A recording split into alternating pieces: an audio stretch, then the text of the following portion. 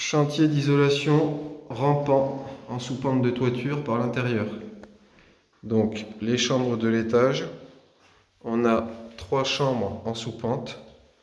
Là on voit le pare-vapeur qui dépasse, on n'a pas encore mis le cutter partout. Donc il y a le débord qu'on a laissé pendre. On voit dans l'angle le mastic bleu en périphérie du collage du pare-vapeur contre les cloisons, contre les murs. La partie plate, faux plafond, elle va être soufflée, on va souffler ça à la ouate de cellulose. Ça va revenir au contact de l'isolation en sous-pente. Ça va se rejoindre à l'endroit au niveau du faux plafond. Là, on a une isolation en fibre de bois, épaisseur totale 220 mm, résistance thermique 6,05, éligible aux aides financières.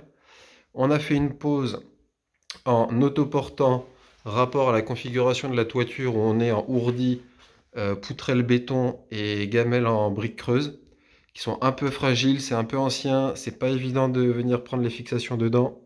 Donc là, on a préféré faire un autoportant. On a juste une reprise centrale. On a un peu moins de 4 mètres de portée, mais on a quand même une reprise de charge au centre qui disparaît puisque dans l'épaisseur des montants, on a mis une laine. On a mis un panneau de 40 mm qui fait qu'on élimine les ponts thermiques, tous les petits défauts liés à au raccord de panneau. Donc là, on voit dessous, on a l'autre couche. Donc là, on a 180 mm de laine de bois et on a 40 mm entre ossature décalé croisé pour éliminer les points faibles. Donc là, à ce niveau-là, au niveau du centre, on a un renfort pour reprendre la portée. Mais le pont thermique du renfort est supprimé par la couche de 40 posée entre ossatures. Et on vient mettre un pare-vapeur. Donc dans ce cas-là, pourquoi un pare-vapeur ? On a une sous-toiture qui est non ventilée et non isolée. Donc là, c'est un cas de figure où là, par contre, le pare-vapeur va être important pour préserver la durée de vie de l'isolant. Donc lame d'air entre la sous-toiture, là qui est en gamelle brique, lame d'air entre l'isolant et la sous-toiture. Ensuite, le pare-vapeur pour éviter que l'humidité vienne dans le complexe isolant. Sachant que la sous-face de la toiture n'est pas ventilée, donc il n'y aura pas une évacuation facile de l'humidité de ce point de vue-là.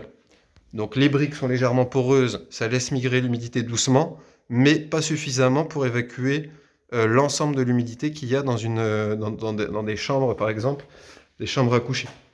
On va dégager beaucoup d'humidité, 8 heures la nuit, 2 personnes dans une chambre, ça dégage beaucoup d'humidité. Donc, pour éviter les problèmes, là c'est un cas de figure où le pare-vapeur est intéressant. Voilà pourquoi on installe un pare-vapeur sur ce chantier. Si la toiture avait déjà été isolée, ça aurait décalé le point de rosée, il n'y aurait pas eu de risque de condensation entre la toiture et l'isolant. On aurait pu se dispenser de pare-vapeur, ou si la sous-face de la toiture avait été bien ventilée. Là, c'est pareil, on aurait pu éviter la mise en œuvre d'un pare-vapeur. Voilà. Et le mastic d'étanchéité bleu qu'il va falloir venir mettre en périphérie, plus au raccord de lait, pour être sûr de l'étanchéité au niveau des jonctions et des points singuliers. Voilà. Pare-vapeur Stop Vap, Isover Saint-Gobain. Résistance à la diffusion de vapeur d'eau, de mémoire, on doit être supérieur à 28 mètres. Voilà.